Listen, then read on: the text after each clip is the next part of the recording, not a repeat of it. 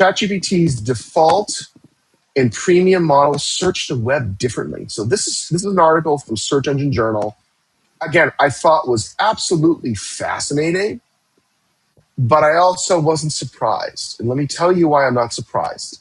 So I'm not surprised because Google has always been this way, right? If you're using Chrome, if you're logged in or out of your Google account, you have the personalization of search, you have the geo-targeting aspects of search that often would skew what a search kind of, landscape looks like from from rankings, for lack of a better word. ChatGPT is following a similar path, but where the premium, your paid users versus your non-paid users are seeing different results. In general, the results are different, right? It's not AI search is different than modern SEO. For those of you that aren't in the industry, don't maybe understand that. Modern SEO, it's algorithmic based that looks at all these variables from a website and at a page by page level ranks based on intent of specific keywords that a user puts in. With AI search or generative engine optimization, searching on any platform, ChatGPT in this example, those results of what shows up in the prompts, even if the prompt you're prompting it the same, you're gonna see different results.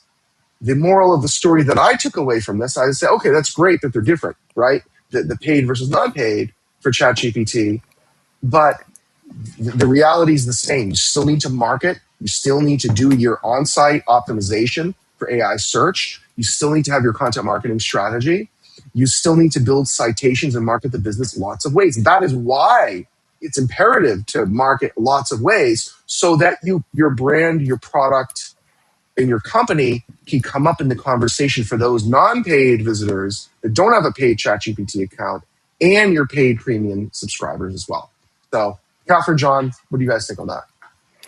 I have seen firsthand the difference because I have had a paid account for a while for ChatGPT, and I was using it alongside on a vacation alongside people who did not have the free account, and I could do more advanced things with it, such as I was in Greece and I had it translate signs, and the free users could not do that. So they throttle your usage just a bit in ways that you might not realize until you're in the middle of a situation where you realize I should get the paid version.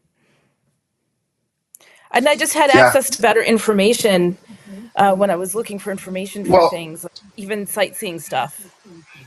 yeah. John, what do you think on this? And I'll share one more thought on this and then we'll move on. But, John, I what do you think? I think I sort of just assumed this that Mm. that premium users are getting a better model.